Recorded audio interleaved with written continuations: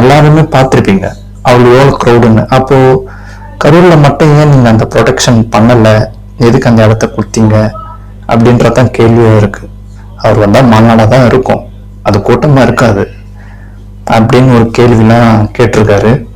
இன்னும் போக போக அதுக்கான விசாரணை இன்னும் வலுவாக இருக்கும்னு நம்புகிறோம். இப்போ அவர் வெளியே வரமாட்டாரு, வீட்டுக்குள்ளே இருக்கிறாரு, பனியூர்லயே இருக்காருன்றலாம் சொன்னாங்க. அவர் வெளியே வந்தா என்ன ஆச்சு பாத்தீங்களா? இதுதான் வெளியே வர்றதில்லை. வந்தா இந்த மாதிரி ஒரு சம்பவம் நடக்கும், எதிர்பாராத நடந்தது இது. சரிங்களா?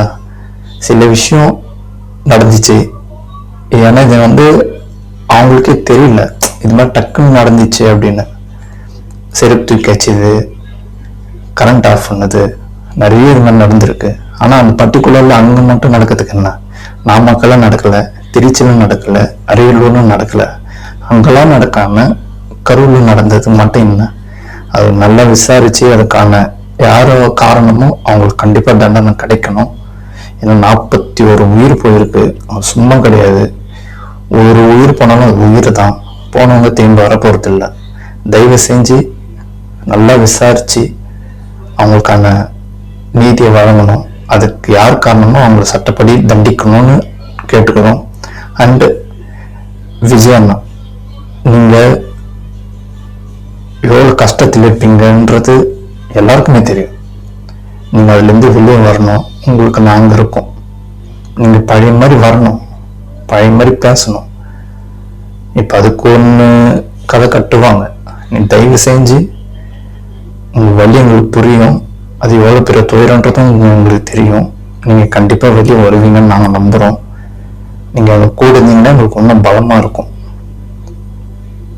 இனி வரப்போ காலங்கள்ல அதுக்கான என்ன முடிவு, என்ன ஸ்டெப் பண்றது அறிவிப்பு வரும். அதுக்காக எல்லாரும் வெயிட் பண்றோம். இந்த சம்பவம் நடந்துடக்கூடாது, எப்படியோ நடந்துச்சு தெரியாம. இது ஒரு பிளாக் மார்க் தான் என்னை பொறுத்த வரைக்கும். இது எவ்வளவு சரி பண்ண முடியுமோ, இதுக்கான தீர்வு எப்பவோ அது கண்டிப்பா சீக்கிரம் கிடைக்கணும்னு நான் கேட்டுக்கிறேன். விஜயம்னா நாங்க உங்களுக்கு எப்பவுமே சப்போர்ட்டா தான் இருப்போம், உங்களை விட்டுற மாட்டோம். நீங்களும் உங்களுக்கு முக்கியம்தான். தயவு செஞ்சு நீங்க வெளியே வருவீங்கன்னு நாங்க நம்புறோம். அதுக்காக நாங்கள் வெயிட் பண்றோம். நீங்க எதுக்குமே கிளம்ப வேண்டாம், ஓகேங்களா? உங்களுக்கு நாங்க இருப்போம்.